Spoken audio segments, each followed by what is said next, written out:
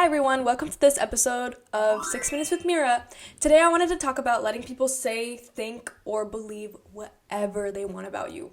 At the end of the day, their perceptions don't matter because they never know the full story. One of the hardest things to overcome in your teenage years is worrying about what everyone else thinks about you, and it's something that consumes a lot of your time and your energy.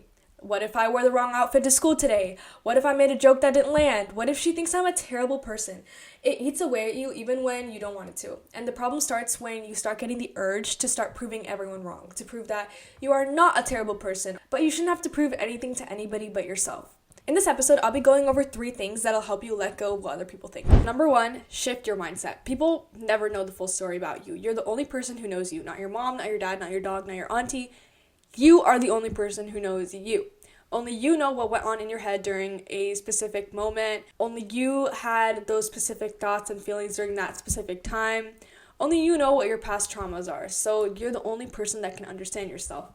Why would you let someone's opinion affect you or hurt you? I think the same goes for taking and giving advice. You can give someone advice as much as you want, but at the end of the day, they're the person in that situation. Nobody else is going to understand how they feel or what they're going through except for them. When people talk about you in a rude way or form inaccurate opinions on you, it's because they only know bits and pieces of the story. And to fill in the gaps of the story, they take their past experiences, their pre-existing schemas, and fill in the gaps so that they can make a judgment. And it's not even necessarily an evil thing, it's just what humans tend to do.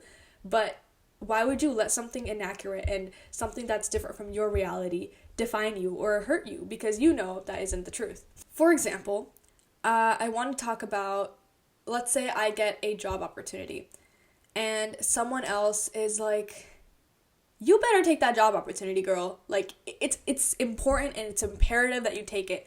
And I'm like, no, I'm not going to take it. I just don't want to take it. And I don't tell them anything else. They might think I'm stupid for not taking it. They might be upset that I got it instead of them, and they're like, she's so stupid for not taking that. I would have definitely taken that offer, especially because it's such a high-paying job. Let's look at the facts that they know. They know that it's a good job opportunity. They know that it's a good, high-paying job, and they know that they would have liked to get it. That's the information that they know. And they're using that to form a judgment on me and say that I'm stupid because I didn't take it. But what they didn't know is that I got a better job opportunity. My parents didn't want me to take it. I'm moving out of the state. They don't know this information.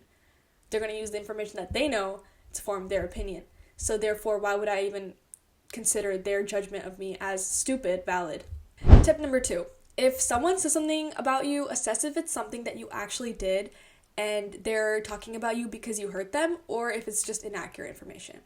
For example, let's say someone that you have a conflict with is talking about your character. If you actually did something or you said something to make them hurt, which caused them to say something about you, there's no harm in apologizing or clearing up what you did. And then forgiving yourself and moving on, learning from your mistake, and continuing to be the best version of yourself.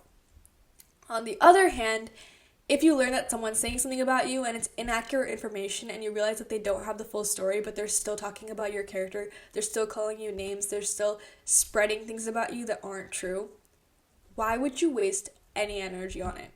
Girl, you know who you are. I mean, I realize that not everyone I'm talking to is a girl, but you know who you are. Why would you let anyone else ever make you question yourself? If it's not true, then why spend any time thinking about it? Just move on. Doesn't matter. You have better things to do. Okay. Tip number 3, invest time in knowing yourself better than anyone so no one can tell you who you are. That's been one of my biggest goals of 2026. I even actually invested in a 3,000 questions about me journal I got at the end of last year, and it's just filled with the randomest questions like, what is your favorite joke? What is the longest book you've ever read? What do you hate about the internet? If you were going to be a famous artist, who would be your muse? Just a bunch of random questions just to know yourself better, to get to know yourself better, and to really connect with your inner sense of self, which I think is really nice. But it's something that really helped me because now that I know myself, I know what I mean, I know what I'm saying, I know what I'm doing. I don't let anyone else question that. And I think it's just an amazing thing to grow. Also, I want to wrap up this episode by saying if you guys have anything that I should improve on, anything I should talk about in my next episodes, please leave it in the comments. I'll always read them.